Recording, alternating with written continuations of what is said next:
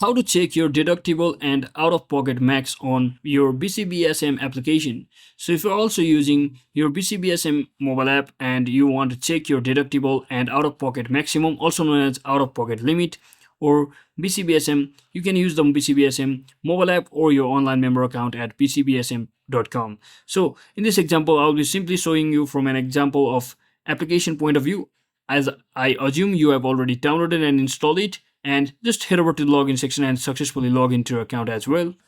So once you successfully log into your account, you just have to navigate to the benefits or coverage section if you are using your mobile app and look for the options such as deductible or out of pocket maximum or claims.